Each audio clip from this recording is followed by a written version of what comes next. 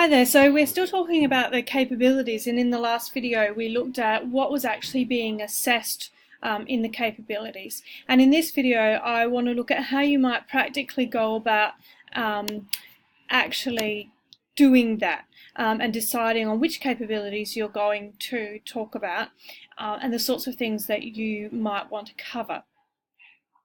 So I'll just make that a little bit bigger. All right. So I would start with the document developing the capabilities through the RP, and in that document you've got a list of all 7 capabilities and the different ways in which your research project might develop each of those capabilities. And this has come straight from the learning program that has been developed by the SACE board. Okay, so it is a really good overview, and of course it's not extensive. There will be other things that you may think about that aren't listed on there, but it's a really good starting point for you to think about the capabilities and how you might have developed them. So I'd start with that document and I would go through all 7 of the capabilities, and I would use the highlight tool, so this one here, and I would use that to highlight where I think I might have done a particular thing on that list. So for example, I've highlighted the first one there, that in the research project I've been thinking critically, logically, ethically and reflectively. And I have then used the comments feature, and you'll find that in review, and you go to new comment.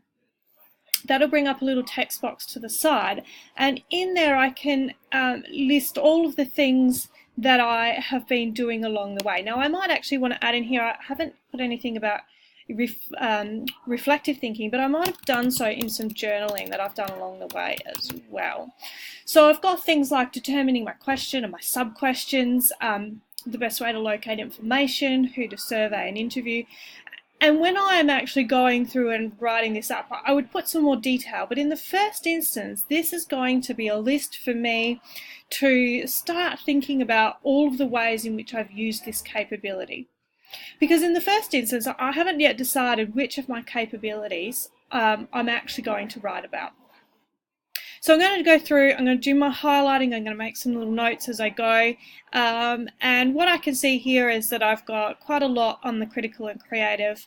I've only got a little bit on personal and social because last year when I did the personal learning plan, the PLP, I developed that quite well. So in terms of making progress there, I perhaps haven't made so much progress because I made a lot last year.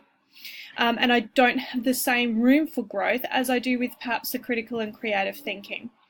And the same, the ethical and understanding. Perhaps I haven't done a lot of that previously, and so I've got a lot of room to move. And so I've been able to identify a lot of things that I've done that have been quite new for me. And again, I would then go on to make some add some comments there about how that's happened, because if I am going to reflect on what I've actually been doing, show how I've developed that understanding and made development in that capability.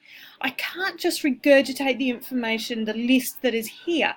I have to really put that into the context of my project. What have I been doing to, for instance, understand ethical concepts? What are some examples that I have from my work? And if we go back to the PowerPoint that we had yesterday, and we look again at that criteria of what's being assessed, as really a basic understanding is going to be regurgitating that list and which things I've done. That's really not going to be enough for the pass in that. But to be looking towards that A grade where it's thorough and informed, I'm really going to be able to talk very coherently about all of the things that I've done throughout my project, not just in the initial stages, but as my research has progressed in using my different research processes, and then as we go into developing the outcome as well.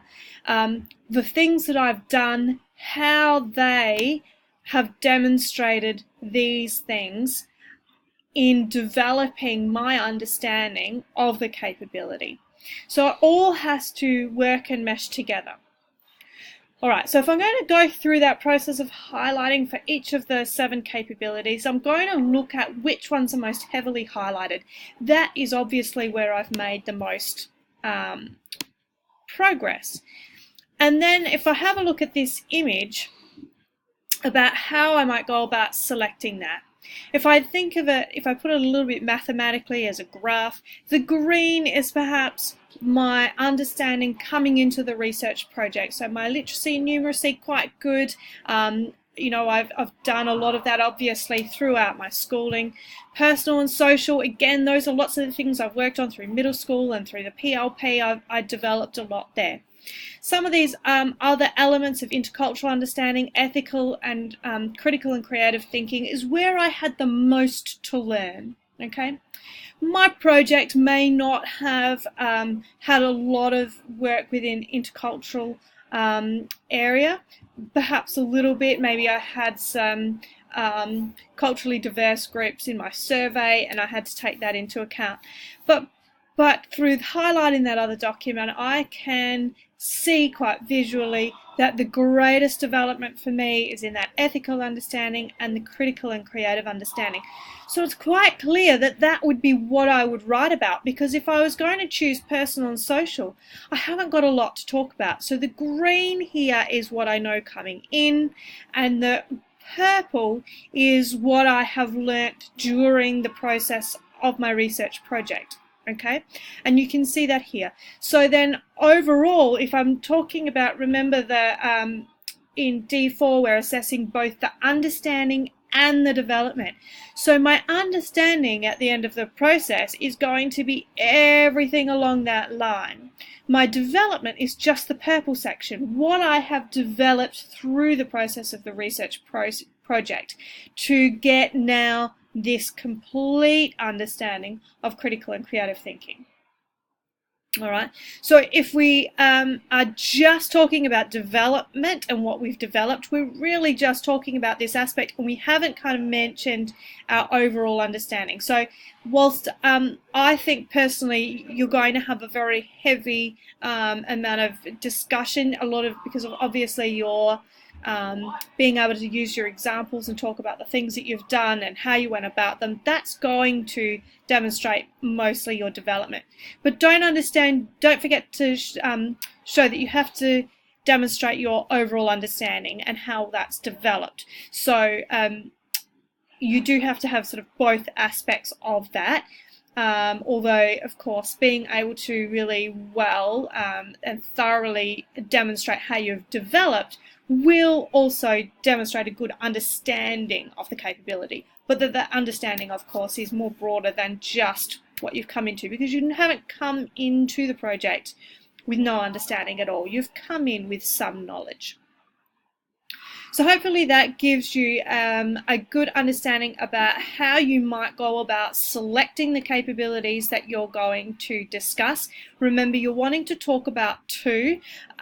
One is potentially not going to give you enough to discuss, and the diversity and complexity of discussion that you're looking for.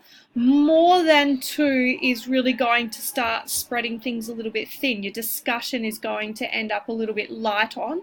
And so the idea is that we know that you're probably developing all 7 of those capabilities in different amounts, but it's about selecting those where you're going to be able to demonstrate the most development in your understanding and your abilities within those capabilities, so that you've got plenty to talk about in a real thorough and informed way. So I hope that helps in your process of selecting your capabilities and finding some things to discuss to show that development and understanding. Good luck.